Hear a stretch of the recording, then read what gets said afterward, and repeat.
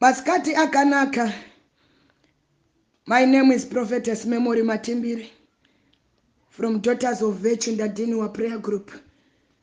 Maskati ano ndoda kuencourage umwe munhu nesoko raMwari riri kubva kuna Exodus chapter number 1 from verse number 15. Rine musoro weshoko wandati uri type ipi yeMudzimai. The king of Egypt said to the Hebrew midwives, whose name were Shiphrah and Puah, when you are helping the Hebrew women during the childbirth, on the delivery stool, if you see that the baby is a boy, kill him. But if it is a girl, let her live. The midwives, however, feared God and did not do what the king of Egypt had told them to do. They let the boys live. Then the king of Egypt summoned the midwives and asked them, why have you done this? Why have you let the boys live? The midwives answered Pharaoh and said, Hebrew women are not like Egyptian women. They are vigorous and give birth before the midwives arrives. Mwari varopafadze kuverengwa kwesoko. Masikati ano ndangouya kuzochallenge umwe mukadzi. Masikati ano ndangouya kuzodenda umwe mukadzi. Toda kubvunza mukadzi uri mhando ipi yemudzimai. Toda kubvunza umwe mudzimai akagara kuti uri mhando ipi yemudzimai. Bhaibheri rinoraburitsa type yemadzimai mairi. Kune madzimai erudzi rwechiHebheru, koita madzimai erudzi rwechiIjipita. Rimwe zuva Farao ndokufunga kuda kuuraya rudzi rweIsraeri. Akati vakaramba vachizvara vanokomana, rudzi urwu runoramba ruchimultiply ruchiwanda. Regai nditi wese achazvara mwanakomana yeye haafanire kurarama. Ndokuziva kuti kune vanobatsira vanhu pakuzvara. Mambo ndokuenda kumamidwives, vanambuya nyamukuta, vanambuya vanobatsira pakusununguka. Bhaibheri rinoti ndokuvataurira kuti kana vakadzi vechiHebheru vava kuzvara, mukaona mwana ari mukomana, urayai mutswanyirepo, mongoti afa pakuzvara. Asi kana ari musikana, regai zvake ararame. Bhaibheri rinoti mambo ndokuita miko iyoyo kumamidwives. Vakadzi vechiHebheru vanomirira vana vaMwari. Vakadzi vechiHebheru vanomirira rudzi rwakasanangurika. Vakadzi vechiHebheru vanomirira vanhu vakaita born again. Vakadzi vechiHebheru vanomirira vaKristu. Bhaibheri ndokuti mambo Farao anomirira Satani, anomirira devil, ndokuronga dhiri kuti maKristu kana akuda kuzvara chinobatika, chese chinoita kunge chine upenyu, chese chinoita kuti chaenda kure, ngachiurayiwe chife, asi chisina basa ngachirarame. Muleba rumu munomirira prayer, muleba rumu munomirira muintercourt, muleba rumu munomirira nzvimbo yekusangana nayo naMwari, muleba rumu inomirira nzvimbo yekuzvara destiny. Bhaibheri romva rati ndokuita miko nemamidwives kuti kana vari vakomana ngavaurayiwe. But pane nyaya yandainga masikatano yandauya kuzobvunza mudzimai kuti naiwe mudzimai, umbori mhando ipi yemudzimai? Umbori mhando ipi nemazuva atiri kurarama? Uri mhando ipi yaamai mumarriage wakapuwa? Uri mhando ipi yaamai mukereke yauinayo? Uri mhando ipi yaamai pabusiness rauinayo?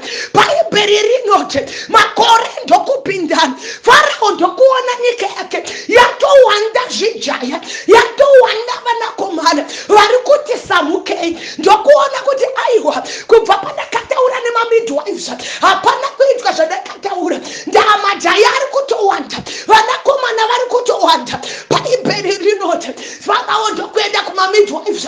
Masikatano ndauya kuzodera, pane zvakanzi zviurayiwe mukati meupenyu hwedu, pane zvakanzi zvife zvatakanzi hatifanire kubata. But tauya nesurprise munyika ino yeZimbabwe. Satani ngaazvizive kana akanga akati makolega haafanire kubudirira, kana akanga akati vasikana havafanire kuchata, kana anga akati madzimai haafanire kuparidza vhangeri, kana anga akati madzimai haafanire kuita mabhizinesi. Makore achifamba Satani acharohwa nebuka, ndaachaona vachange vari pamberi vanenge vava madzimai. Uri mando ipi amai yauye kuzochallenja umwe munhu? Eraboshatamaha erabakatariata Farao ndokuona vanakomana inga vatowanda muguta, ndokuenda kunobvunza mamidwives kwakati sei makandidaro, sei makandiura mavhara, sei makandirasisa, inga takatendera newari tikati vanakomana ngavafe, pati pane yandainga yandafarira yakapindurwa nemamidwives anoti mambo kubva tichiita anambuya nyamukuta mambo hatisati taona zvakadai, hatitasangana nerudzi rwakadai. Vakadzi vechiHebheru, maKristu amazuva ano, madzimai ari kusumuka iye zvino. Oku kwakamboita madzimai akasumuka akanamata, oku kwakamboita ruwadzano vakasumuka rukanamata, asi ruriko mazuva ano, madzimai ariko mazuva ano haasi kuita zvekutamba. Eraboshatamaha takambouraya mamereji, takambouraya vana vavo, takambovaita mahure, takambovaita mbavha, but ariko mazuva ano madzimai ariko mambo. Eraboshatamaha madzimai ndokuti madzimai echiHebheru akasiyana nevechiIjipita. VechiHebheru kana vakugomera havana wavanodaidza. Madzimai echiHebheru kana mereji yaoma havachaende kumadzitete, kana mereji yaoma havachaende kun'anga, kana mereji yaoma havachaende kumadzimbuya. Vekare taiziva kuti havasi kuwirirana, anenge aende kwatete. Vakare taiziva kuti vakuda kurambwa, anoenda aenda kwambuya. But vemazuva ano kana mereji yaoma anovhara dhoo rake. Eraboshitamaha eraraboshata anovhara dhoo rake, anopusha ari ega, anopusha ari ega. Patinomirira kuti timubatsire, tinoona abata mwana kare. Uri mando ipi amai kana zvaoma mumereji? Uri mando ipi amai kana zvaoma pabusiness? Uri mando ipi amai kana mwana anetsa?